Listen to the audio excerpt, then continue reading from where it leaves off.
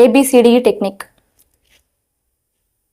మనం ఒక వేదిక పైన మాట్లాడాలంటే మనకు ఎలాంటి క్వాలిటీస్ కలిగి ఉండాలి అనేది తెలిపేదే ఈ ఏబిసిడిఈ టెక్నిక్.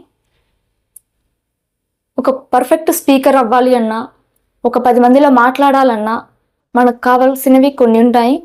ఒకటి ఏ అంటే అట్రాక్షన్.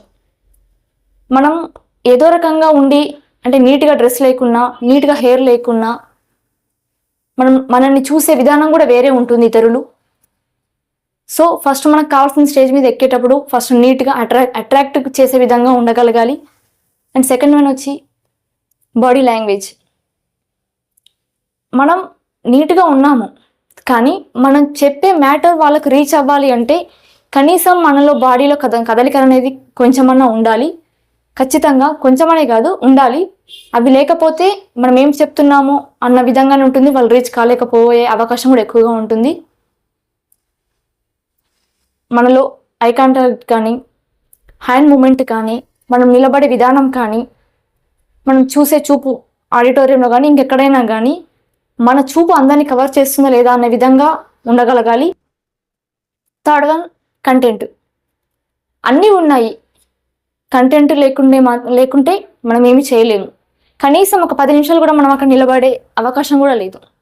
మన కంటెంట్ ఎలా ప్రిపేర్ ఏది తీసుకోవాలి, అక్కడున్న సందర్భాన్ని బట్టి, అక్కడున్న కారణాలు, మనని ఎవరు ఇన్వైట్ చేశారు, లేదా మనం ఎవరితో మాట్లాడుతున్నాము, ఏం మాట్లాడుతున్నాము, ఏ సందర్భంలో మాట్లాడుతున్నాము అనేది మనకు తెలిసి ఉండాలి. లేదా మనం ఏం మాట్లాడుతున్నామో మనం తెలియకుండా ఏదో మాట్లాడుతుంటే మాత్రం మనం నవ్వుల పాలు అయ్యే అవకాశం చాలా ఎక్కువగా ఉంటుంది. అది మనం ముందు గ్రహించి మన ప్లాన్లో మనం ఉండాలి. ప్లానింగ్ కానివ్వండి, ప్రిపరేషన్, ప్రాక్టీస్ ఇవేవి లేకుండా కూడా మన కంటెంట్ని సాటిస్ఫాక్షన్గా ప్రజెంటేషన్ ఇవ్వలేము. Fourth one direction. మరి అన్నీ బాగానే ఉన్నాయి, మన డైరెక్షన్ అక్కడ ఉన్న వాళ్ళకి ఏ విధంగా ఇస్తే బాగుంటుంది, ఒక దిశానిర్దేశం అనేది మనం ముందు చేసుకోవాలి. చిన్నపిల్లలు ఉన్నారా, పెద్దవాళ్ళు ఉన్నారా, వాళ్ళకి తగిన విధంగా మనం చెప్పగలగాలి. ఒక స్టోరీ రూపంలోనూ, ఒక కొటేషన్ రూపంలోనూ, లేదా ఎంతోమంది విజయం సాధించిన వ్యక్తులు ఉన్నారు, వాళ్ళ గురించి తెలియచేయడంలోనూ వాళ్ళు కనెక్ట్ అయ్యే ఛాన్సెస్ ఎక్కువగా ఉంటాయి. ఫిఫ్త్ వన్ వచ్చేసి ఈ ఎవల్యూషన్. మరి ఇవన్నీ చేసే కంటే ముందు మనకు మనం టెస్ట్ చేసుకొని ప్రాక్టీస్ చేసి ఉండాలి. మన ఫ్రెండ్స్ దగ్గర కానీ, మన రిలేటివ్స్ దగ్గర కానీ, మన ఇంట్లో వాళ్ళ దగ్గర కానీ ముందు మనం ఏంటి, మనం మాట్లాడగలుగుతున్నామా లేదా, మనం కంటెంట్ సరిగా ఇవ్వగలుగుతున్నామా లేదా, మన చూపు ఎలా ఉంది, ప్రతిదీ మనం టెస్ట్ చేసుకొని ఉండాలి.